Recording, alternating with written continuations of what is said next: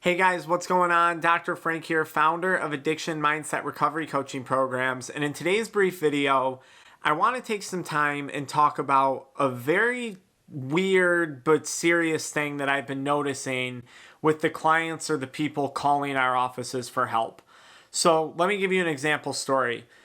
You're out, you take an edible, you smoke a cart, maybe even a blunt, something like that, and you wind up having a really bad experience. You get stomach pain, you get really bad paranoia and anxiety, you get the rapid heart rate, maybe some nausea, maybe you throw up, maybe you don't, and insomnia, okay? You just have a really, really bad high. And I'm not talking about greening out. I'm not talking about where you smoke too much THC or you consume too much THC and then you greened out. That's not what I'm talking about. So say you have this bad experience, but the symptoms last, like they stay with you. It's 10 days after it happened, and you still have really bad anxiety. Maybe you're starting to get depression. You still have a rapid heart rate. You're getting body pain, body aches and pains. You can't eat food anymore without getting constantly nauseous. Your appetite is totally thrown off. Insomnia off the charts. You can't sleep for the life of you. And a lot of these people who call me, they feel really, really sick. Like they are very concerned that something is super wrong with their body. They are very alarmed because of this experience that they've had. Question number one, has anyone watching this video experienced something like that? And I'm not talking about greening out. I'm not talking about cannabinoid hyperemesis syndrome. I'm talking about you had one bad experience and the symptoms are staying with you for a long period of time. And maybe this could happen after greening out too, I suppose. One, has that ever happened to you? Let me know in the comments. Two, these people, they'll go see doctors, they'll get blood work done, they'll get brain scans done, they'll get all this testing done, and everything keeps coming back negative. They're told over and over again, you're healthy, you're fine, there's nothing wrong with you. Have you experienced that? Have you been through that? Let me know in the comments. I'm going to tell you what I think has occurred and why, and I'm going to talk a little bit about what we can do in these situations. Remember, here at Addiction Mindset, we help people quit nicotine, THC, energy drinks, and adult media content. So subscribe and hit the like button. Okay, what happened? So my theory is that they fried their endocannabinoid system. So your body makes its own THC and CBD. Your body makes its own cannabinoids. And these cannabinoids bind to receptors in your brain, in your stomach, on your cardiac tissue around your heart. And your endocannabinoid system regulates insomnia, appetite, sleep, pain control. So my theory is, one, they reached a point of like acute toxicity and they fried their endocannabinoid system for a period of time. So now everything is out of whack. Mood, sleep, appetite, pain sensations, muscular contractions, everything is thrown off. And my theory for these individuals is they stop using cannabis, and with a period of 3 months, maybe a little bit longer, they're going to start to feel a lot better. And usually they see a slow, productive benefit, like the stomach pain starts to go away. The anxiety starts to go away after like 2 weeks, 3 weeks, 4 weeks. It just keeps getting progressively better and better.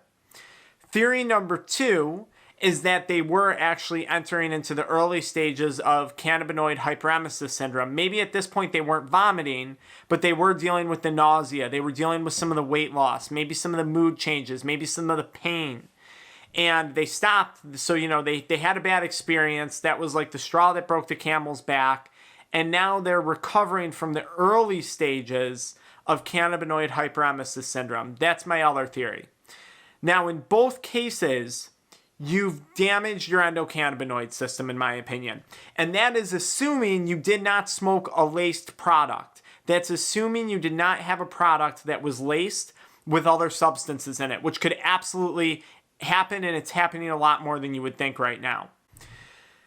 So the question becomes, how do you heal your endocannabinoid system? Well, you have a series of options. If rapid heart rate is persisting and it's continuing to cause you anxiety, you might need to talk to your doctor, because you might have developed a tachycardia and you might need to seek a medication to help control that, because that increased heart rate can trigger anxiety attacks and panic attacks.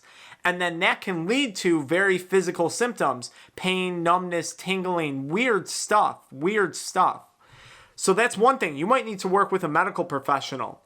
Thing number 2, which I think everyone should do, and if you work with a medical professional, keep in mind, they're not going to be treating the cause. They're just going to be trying to treat and chase after all the symptoms, okay? If they didn't put all this together, they don't actually know what it is they're treating. No one knows, really, to be honest, right now. Thing number 2 is lifestyle changes. I always tell people what we need to do is, 1, make sure you never smoke again. And the inclination is usually, look, if I smoke, I feel better. If I drink, I feel better. That is what got you in this situation. That is what's causing this.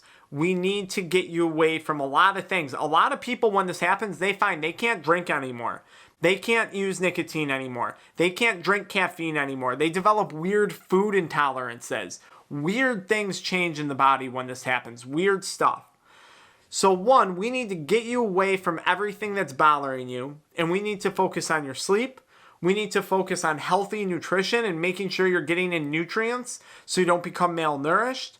We need to focus on your mental health to make sure that you get through this, right? Just talk therapy, I think, is one of the best things you can do.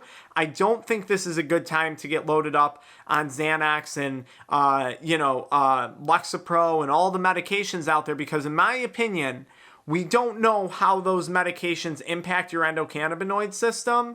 And right now, your endocannabinoid system is totally messed up. So in my opinion, this is not medical advice, I don't think now is the time for those things, unless absolutely necessary. And that's a decision between you and your physician. I think now is the time, if this is you, to focus on going to bed and waking up at the same time every day best you can. Maybe using some supplements. Maybe we're talking some melatonin, some ZMA, maybe. If you have cannabinoid hyperemesis syndrome, CBD oil, out of the question. Cannot use it. If it's acute THC toxicity, CBD might be a benefit, okay? So supplementation, sleep, healthy nutrition, cutting out all the other junk. Because realistically, I view this as almost how we would approach an autoimmune disease. And I would say, okay, we're going to treat this best we can with lifestyle modification.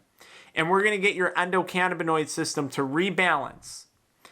That is the goal in these situations. And the only way we're going to accomplish that is assuming this person does not use cannabis again. So if you're struggling with addiction and you're tempted to pick it up again, call our offices, call Addiction Mindset, work with us, come up with a plan. I want to warn you guys, and I'm not saying this to scare you, you might be one blunt, you might be one joint, you might be one cart away from having a horrible thing like this happen to you. You might be one rip of Mary Jane away from experiencing this. I don't know exactly what it is. I honestly went through something very similar myself. Never got answers for it. Except I developed osteoporosis, which could be possible from the combination of nicotine, caffeine, and marijuana, because CBD and THC do impact bone density. Okay? So usually for the better, but maybe I overdid it and it turned out to be worse. So I forgot what my point was. Contact us, come up with a plan, get help. And if you do have cannabinoid hyperemesis syndrome, pop into the next video where I talk about recovering from CHS. I talk a lot about nutrition in that video, okay? See you guys in the next video.